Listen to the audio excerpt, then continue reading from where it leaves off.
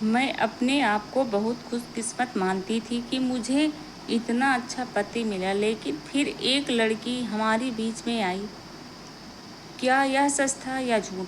मेरा नाम रश्मि है। मेरी शादी एक बहुत अच्छे घर में हुई थी। मेरे पति तो लाखों में एक थे। मैं अपने आप को बहुत भाग्यशाली मानती थी कि मुझे ऐसा पति मिला। मुझे बहुत प्यार करते थे। हमारे एक लड़का और एक लड़की है। हमारी शादी को करीब 16 साल हो गए थे। हर खुशी मुझे उन्होंने दी। मैं भगवान से अपने लिए इससे अच्छा पति नहीं मांग सकती थी। मेरी लड़की 14 साल की है और लड़का 10 साल का है। पति का कारोबार भी बहुत अच्छा चल रहा है। हमारे कपड़े की दुकान है जिससे अच्छी खासी कमाई हो जाती है। मुझे जीवन से कोई शिकायत नहीं थी, लेकिन फिर उसके बाद वो हुआ जो मैंने सपने में भी नहीं सोचा था। मेरे पति एक दिन मुझसे कहते हैं कि उन्हें किसी से प्यार है और वो उससे शादी करना चाहते हैं। एक दिन अचानक ही यह बात उन्होंने मुझे बताई। शुरुआत में मुझे लगा कि वो मजाक कर रहे हैं, लेकिन फिर थोड़ी देर बाद मैं समझ गई थी कि वो सच बोल रहे हैं। वो मेरे पति हैं। कब सच बोल रहे हैं, कब झूठ बोल रहे हैं, मुझे अच्छे से पता चल जाता है। लेकिन इतने दिनों तक मैं कैसे धोखा खाती रही। उनका शादी के बाद अफेयर चलता रहा और मुझे पता भी नहीं चला। या तो वो झूठ बोल रहे थे या बहुत चालाक थे, जो इतने दिनों तक मुझसे छिपा सके। मेरे मन में यही सब बात चल ही रहा था कि वो बोले कि उन्हें तलाक चाहिए। शादी के 16 साल बाद उन्हें तलाक चाहिए। मैंने कहा कि आप पागल हो गए हो क्या? क्या बोल रहे हो? कैसे अफेयर? आप झूठ बोल रहे हो। वो बोले कि नहीं, मैंने कल उसे बुलाया है, तुम खुद मिल लेना। मैं चाहता हूँ कि हम जिस तरफ से रहे हैं उस तरफ अलग भी हो जाए।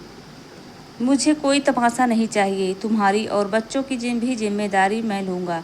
तुम उसकी चिंता मत करो। अब मेरा दिल बेचैन होने लगा था। मैं सोच रही थी कि यह सब जो यह बोल रहे हैं झूठ हो, लेकिन मन में शंका और डर आ गया था कि कहीं यह सब सच न हो जाए। उस रात मुझे अच्छे से नींद नहीं आई। सुबह होते ही मेरी नज़र उन पर थी। फ़ोन पर बात कर रहे थे, पूछ रहे थे कि कब आओगी। मैं तब भी सोच रही थी कि यह सब मजाक हो।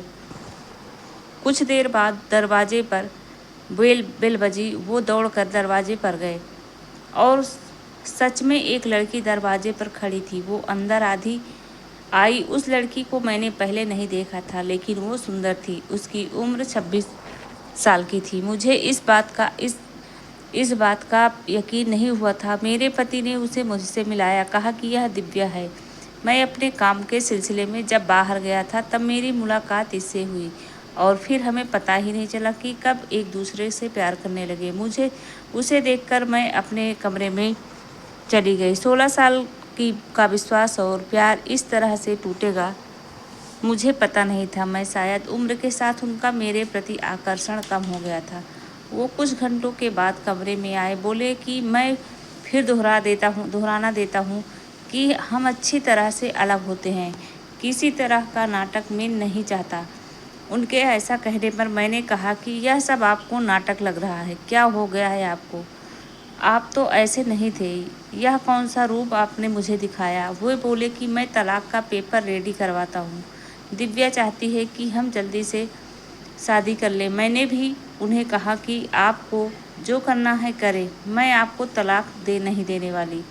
मैं इसी घर में रहूँगी। मैंने उन्हें अपना फैसला सुना दिया था, पर मुझे पता नहीं था कि वो कुछ इस तरह का करने वाले हैं। अगले दिन से वो रोज़ दिव्या को घर में बुलाने लगे। मेरे बच्चे बड़े थे, अब सारी बातें समझने लगे थे। मुझसे तलाक के लिए वो इस हद तक जा सकते हैं, इसका मुझे पता नहीं था। घर में एक 14 साल की लड़की है। उन्हें बिल्कुल भी शर्म नहीं आ रही थी। बच्चों से बात करना भी उन्हें बंद कर दिया था। बच्चे भी उनके पापा का यह रूप देखकर दुखी थे। एक दिन वो दिव्या के साथ हाल में बैठे थे। हमारी लड़की से उन्होंने पानी मंगवाया। पानी लेकर वो गई और गलती से पानी दिव्या के ऊपर गिर गया। मेरे पति ने उस दिन हद कर दी। वो दिव्या के लिए मेरी लड़की पर हाथ उठाने वाले थे।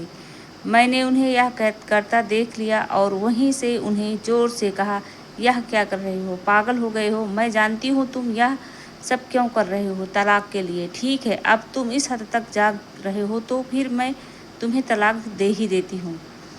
उसी समय मैंने अपना और बच्चों का सामान बांधा और अपने घर चली गई। एक ही इतना कैसे बदल सकता है? जो अपनी पत्नी और बच्चों पर जान छिड़कता था, अब वो उन्हें देखना भी पसंद नहीं करता है। मैं अपने घर थी, उनका फ़ोन मुझे आया, कहा कि मैं तुम्हारी और बच्चों की जिम्मेदारी अभी भी उठाऊंगा। कुछ भी ज़रूरत हो तुम मुझे फ़ोन कर सकती हो, मैं पैसे भिजवाता रहूँगा। मैंने कहा कि मुझे तुम्हारे पैसों की कोई ज़रूरत नहीं है, इसी के दम पर तुमने उस लड़की को इम्प्रेस किया है। मैं अपने बच्चों को संभाल सकती हूँ। उम्र के इस पड़ाव पर आकर इतनी अच्छी लाइफ जीने के बाद मुझे फिर काम करना पड़ेगा, इसका मुझे अंदाज़ा नहीं था। ज़िंदगी कब आपको उठाकर पटक देती है, इसका आप अंदाज़ा भी नहीं लगा सकते। मुझे भी इतना सालों तक उन्होंने साथ रहने के बाद कपड़े का अच्छा अनुभव हो चुका था, इसलिए मैंने भी अपने घर में कपड़े का काम शुरू करना चाहती थी। मैं उस इंसान के पैसे नहीं लेना चाहती थी। उनका फ़ोन मुझे आता रहता, बोलते कि तुम मुझसे पैसे ले सकती हो, नया काम शुरू करना चाहो तो मैं भी पैसे दे दूँगा, लेकिन मैं नहीं मानी। मैंने कहा कि आप हमारी नहीं, तलाक की चिंता करो। समय निकलता गया, मैंने अपने बूते पर थोड़ा कुछ शुरू किया, लेकिन हमारे घर वाले मुझे सपोर्ट कर रहे थे। कुछ समय के लिए उनका फ़ोन आना बंद हो गया। मैंने इस बात पर ध्यान भी नहीं दिया। मैं अब उनसे बात भी नहीं करना चाहती थी। तलाक में भी कुछ समय था। मैंने उन्हें कहा था कि जब भी आप बोलोगे मैं आ जाऊंगी, जहां साइन करना है कर दूंगी। मैंने अपने काम पर ध्यान देना शुरू कर दिया। मुझे कुछ माल खरीदने के लिए बाहर जाना था। इतने दिन उनके साथ रहने पर मुझे यह पता था कि क्या खरीदना और कहाँ से खरीदना है। उनका यह अनुभव मेरे काम आया।